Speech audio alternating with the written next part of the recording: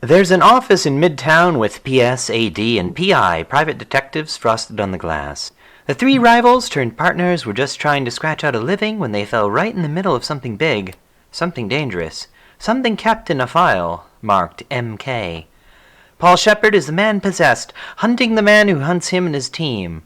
Somewhere between the drug trafficking and extortion rackets, between the gambling rings and back alley brothels, Shepard finds help in the most unexpected of places. Alrighty, Chapter 1, This Gun for Hire. Alright.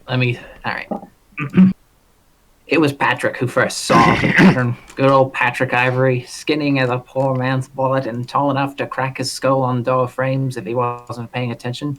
Given that his head was always in the clouds, it was a wonder that the bruises on his forehead ever had a chance to heal. Anytime I heard that telltale thwack, I would hear Pat's career choice. It was baffling that a man couldn't manage to keep himself from habitual doorway harm, would go into a business that required careful observation of one's surroundings. Then Patrick spread out a map of clippings and case files tied together with colored strings and illegible scribblings, looking all the world like there was a madman would scrawl on the psychic board walls. He explained that we were looking at, and it might all well have been another language for all the sense it made. When he left the room, Ace questioned Pat's tenuous grip on reality in his crude, unimaginative way. I made some distracted quip and tried to make sense of the information spread out on my desk, starting to wonder if I had been a good idea to go into business with these two. A couple of weeks after Patrick had fixed me with his... What on earth is that? Disquieting ogle, and insisted that there was something in the tangle mess he handed me. I caught a glimpse of what he saw. Subtly, missed it. Just a certain way, the women held by certain questions. It nagged for reasons I couldn't quite place. Then there was this truck driver's tone, this nervous glance of the shop lady, all tiny grains of sand that added up to a mountain. I went back and looked at the tangled map clippings again. In still another language, still the work of a madman. But I was beginning to realize that Patrick Ivory had lost his mind. When I went to him and told him that my investigations were starting to line up with his theory, he just stared back, red hair glowing in the sun like a fiery halo, and his twitchy hands tapping out the tune to music only he could hear. No, he hadn't lost his mind. It was a lot more interesting than mine. Eastern, didn't have time for such a dramatic crap. In his opinion, we had a string of perfectly normal private investigator cases, and there is nothing nefarious lurking in the shadows. He declared us both paranoid loons. He kept calling us paranoid loons until a simple fact-gathering mission to a warehouse district landed him in the hospital, where he broke with a broken nose and cracked ribs. When he saw me charge to the ER, Pat drifted along behind. Ace's expression went from pain to sour. He gruffly told me I should keep my "I told you so" to myself, or I'd be in the next bed looking a hell of a lot worse than he did. Our clients wanted us to find out if his nephew was dealing drugs. Turns out that was true, and only the tip of the iceberg. It was a nickel's bag of weed for someone's basement. This was big, and us, being the idiots we were, just bumbled right into it. Now the man in charge thought that we knew something, and roughed up Ace in a clear message that we were to stop snooping around. They clearly didn't do their research on us before picking the message. Ace was pissed at being poked with a stick, and he wanted to poke back. To Pat, it was a fascinating puzzle he was itching to solve. As for Paul Shepard, well, my instincts have never been as sharp as they could be. Well, should be. The file... Let's see. The file graduated from the crumpled ball to my desk drawer to a whole wall of the office. Patrick did his thing and made it completely incomprehensible, so I made a second version for mere mortals on the adjoining wall. Crime trends, scandals, list of personally respectable businesses, suspected officials paid off, all tangled lines coming together under a fuzzy newspaper photo of the initials MK. Mark Kohler, up-and-coming mobster, building his empire from the ground up. The leads came together, painted an ugly picture that I knew we were out of our league. Ace grumbled, but I took what we had to the patches. It looked down their noses at the Weasel PI, of course, but they got interested when they heard what I had to offer. The armored Rocher, chief of homicide, was talking to me personally, and it was getting very clear that Collier was bad news. We should probably have taken the hint. A few months of sticking our noses where they didn't belong, and I was tied to a chair in the back room of an old-time strip club. The room was spinning and heavily jazz beating through the walls was not helping. I wasn't sure or if I was suffering a concussion or a brain hemorrhage, but I did know that I would have gladly died for some shut-eye. I knew that the chances of that happening again went up every minute MK's goons spent working me over for what I knew. The goons went through shift changes, and I guess it was nearly 2 days when my salvation arrived. It was a sudden shout that the muscle was needed to break up the fight, and then I was blissfully alone. I was still trying to gather up with a will to try and fight out of my bonds instead of just going to sleep when she slipped through the door. Normally, a guy would be very excited to see a curvy woman walk in the door room wearing nothing but a lace bonnet and a gauzy skirt combo ranging from the roaring 20s, but the situation was anything but normal, and any thought of passing out evaporated in the face of indignant, woozy rage. Alan, what the fuck? I asked. My usual eloquence of the fair sex abandoned me completely. At the point I had lost enough blood that I wasn't even sure that I was whispering or shouting. Shut it, Paul, she hissed in reply. Does your brother know about this idiotic plan? Suddenly, her nose was an inch from mine. Sorry, that was your line. Oh, is it? Yeah. Oh. Does your brother know about this idiotic plan? Suddenly, her nose was an inch from mine when she shrieked, Shut it, Paul! Her expression was that of irritation, anger, and worry, and a thin veneer over mounting hysteria. Helen Dernhardt was no wilting flower, but however much she was 5'2" of Spitfire, and she wasn't an undercover agent. Speaking of wilting flowers, that is a lot of paragraphs. Hold on. Okay. Give me just a second. Switch up, to someone else? No, I think I can do a bit more. I just took a quick drink. Okay. Speaking of wilting flowers, a wisp of a thing in a corset and stage makeup was standing there, wringing her hands. Nervous Nancy, the goons had called her when she brought them coffee, and it was no wonder the name stuck. At Helen's shop request for some dame ham help with the ropes, the stripper squeaked, and I guess she was probably more likely to faint than I was. Between the two of them, they managed to haul me up, if barely, and I tried my best to walk as we made our way out the back. We were just clearing the outside door.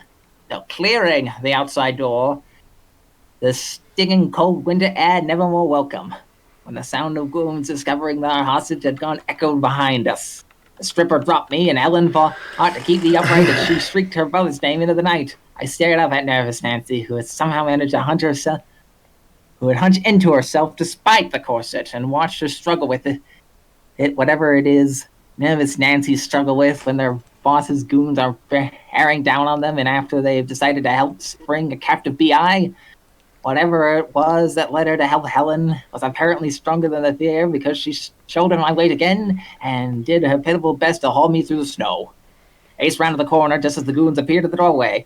It was impressive, really, how his first priority was throwing a coat at his kid sister so hard she nearly fell over. The second order was ordering her to put it on, and only after his reason. His modesty was complete did he brandish his Tommy after the approaching muscle. The stripper fell into the snow and put her head over her head while Ace fired a second's worth of ammo into the wall. By the time the goons had recovered, Ace was dragging me like it was nothing, and Patrick had stepped out to cover us. Pat's hair was bright as a beacon, and he slid around the corner, trading shots while reaching down with his free hand to help Helen pick the stripper up out of the snow. Nervous Nancy probably didn't weigh much more than a feather boa, still wrapped up in her neck, so he was able to pull her with ease, and oh my lord, his arm went through her waist, and she clutched at her skirt just as she was about to be swooned, and you could have snapped a picture and used it for the cover of a romance novel for bean poles. I lost time as I lost blood, and next thing I knew, I was being unceremoniously shoved in the backseat of Ace's car. What the hell is she doing here? Oh, sorry. I believe Ace. that's Ace's line. That's- Yeah. Yeah, that's Ace. What the hell is she doing here? He asked as if it burned rubber the hell out of there. I fought to know my orientation and demanded I was lying on the back seat. Oh, and determined I was lying on the back seat. The stripper folded up the floorboards next to my feet. She was the very picture of terrified and flinched at Ace's words. He was always sharp as an anvil when it came to the masters of subtlety and tactics, and then went double in his dealings with the fair sex. Luckily for Nancy, she was a fiery sister in arms sitting in the back with my head in her lap. I think that's Nancy. Nervous, Nervous bro? I Rob? believe that. No, what? I think that's your line. No, Nervous that's historical dame. Oh, is it? Haha, my bad. Uncultured, uncivilized, unbearable ass! What, did you want me to leave her there? It's her boss is trying to kill us. She's just trying to make a living and she helped me save Paul, so she's coming with us. End of story. You don't get to make that decision. Why can't I don't? I had long since learned of trying to mediate a fight between the siblings. Dead heart was a good way to get yourself injured, and I couldn't afford to lose any more blood. As they got loud enough to rattle the windows, it was plain to see that the stripper was just the side of a panic attack. It was just this side of a panic attack. I nudged her on with my foot and tried to put on my best charming smile, which would have been more effective if my face wasn't covered in blood, but But you do what you can do. Don't worry about them, I reassured her. She looked at me like she expected to either die on the spot or grow an extra head. Still your line. Oh. They're brother and sister, so this happens all the time. Screaming how they show affection. Screaming is how I show that he's a pig-headed moron, and oh god, Paul. Helen went from furious to drowning in babbling worry in under a second. I didn't know if you'd be alive when I found you, or if you'd even be there. Paul, you've been gone for 3 days. 3? I muttered, noting that my clock was off. Either I'd been hit in the head harder than I thought, or MK kept his goons on some long shifts. The argument over Nervous Nancy was... Oh boy, okay. Was put on hold as the boys filled me on the 3 days I never got back. Patrick leaned around the passenger seat and coaxed us all in useful information out of me in the 1,000-yard stare sort of way he has. And then it was a flurry of nurses and doctors and orderly fussing over me. I lucked out and didn't require surgery, though I'm sure that a quadruple bypass would have used less stitches and that they put me into the night.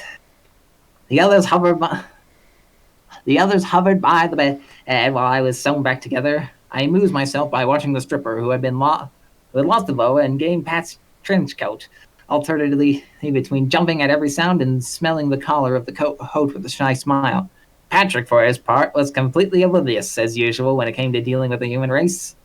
I hope for her sake she didn't start pining for her night in a coffee-stained shirt too hard. All evidence pointed to Pat being as sexless as a rock.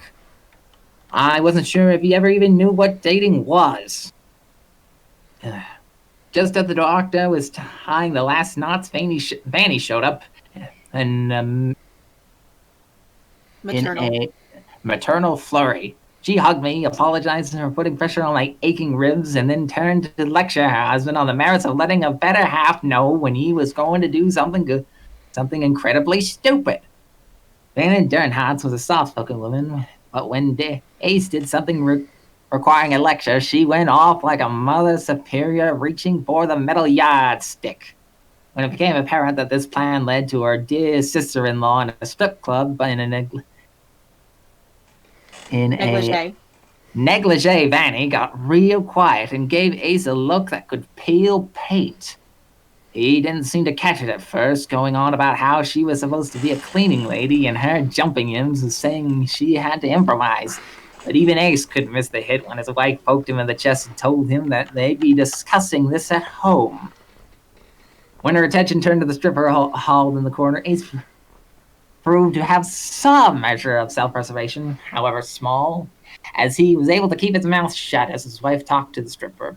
After some coaxing, both old Vandal and Helen, the girl spoke for some time, her voice so timid it was hard to hear. She said she couldn't just let me rot after learning exactly how scary her boss was, but in the aftermath of bullets whizzing through the air, she couldn't stop thinking about exactly how how scary her boss was. Fanny preemptively glared at her husband and then told nervous Nancy that she was staying the night with them, and that in the morning her boys would escort them to her apartment and her pack up for the town for a week out of town. Oh. I checked myself out of the hospital against doctor's orders, as was the usual. Fanny declared me unfit and Hella concurred, so I ended up slumped in the passenger seat of a pink cat while Helen and Fanny tried to make small talk with the stripper. I think she thought that I had passed out or died because she opened up to the woman, if timidly.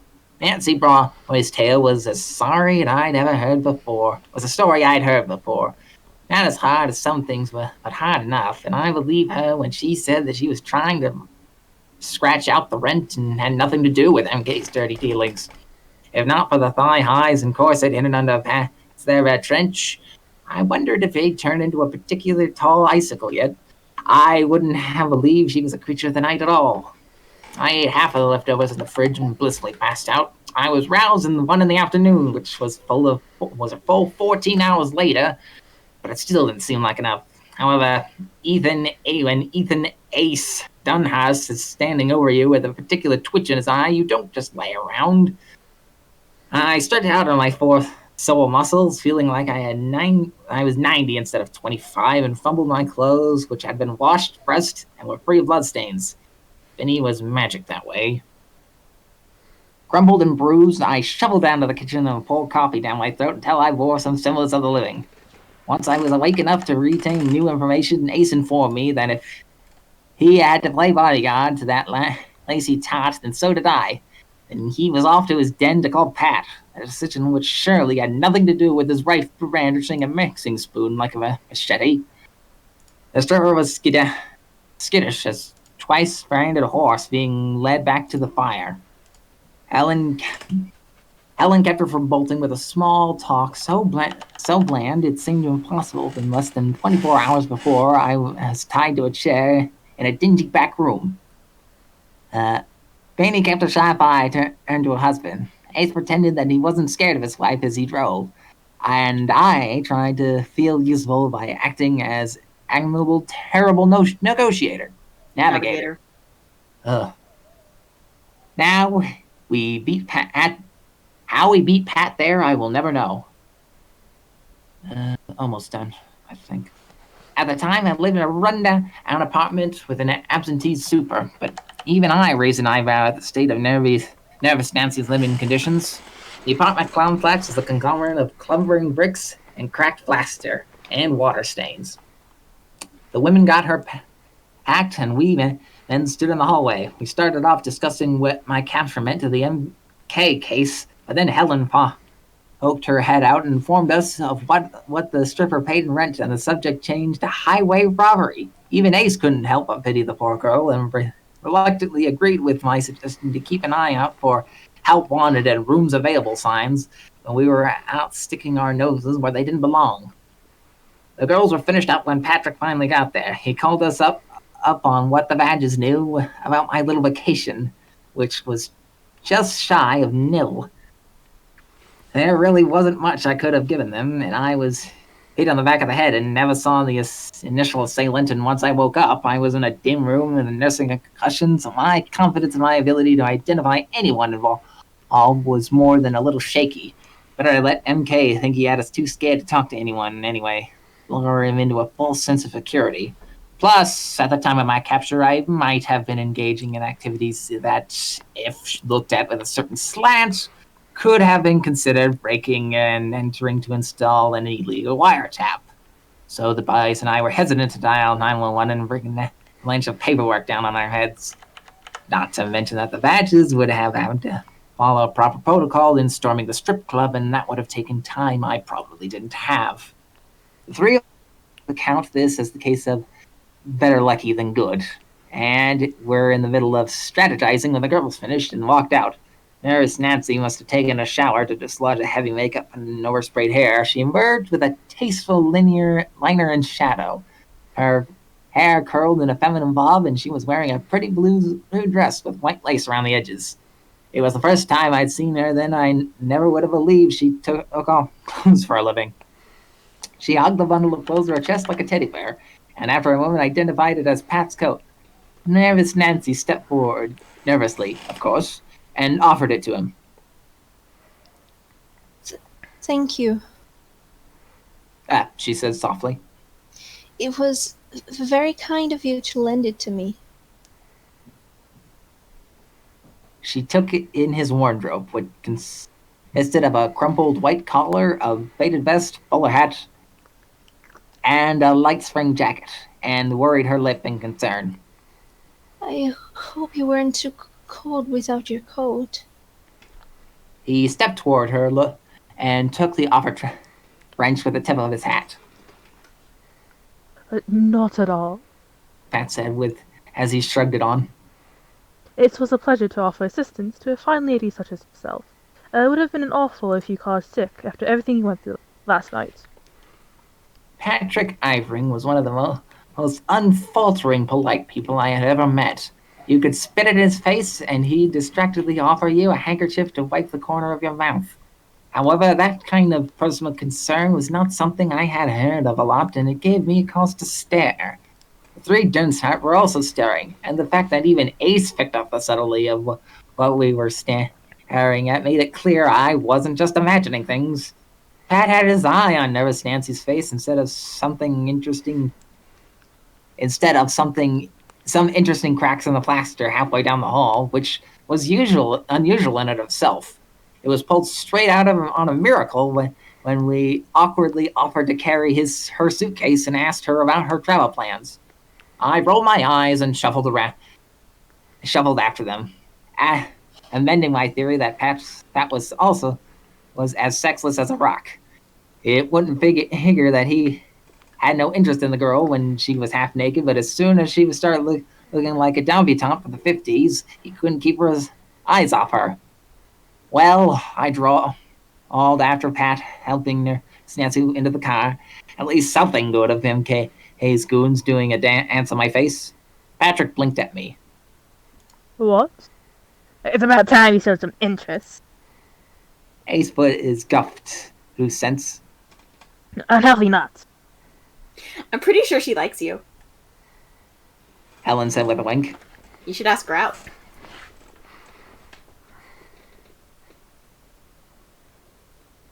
Did we ever assign someone to Vanny? His wife first. I don't think we ever assigned a Vanny. Let's check it. I'll do it. Oh, okay. Give her some time to recover before you do that. Vanny chided. She's still raw from her experience, and you don't want to scare her off. I just want to tell you I'm going to the store. Okay. Pat boggled at the lot of us while nervous Nancy peered out the closed window with an air of confusion. I laughed, even though it made my bruised ribs ache. But the chances we took in the game of life was never an easy roll, but at least it was always interesting. Nice. Oh, Thank goodness you. gracious! Good job narrating. That was a lot of narration to read. Yeah, that was Very fun. good job narrating. You did great. Oh my God. I love that voice. Yeah, that was Thank you. really good. I Also, may or may not have read Problem Sleuth to my sisters at some point. that's fair.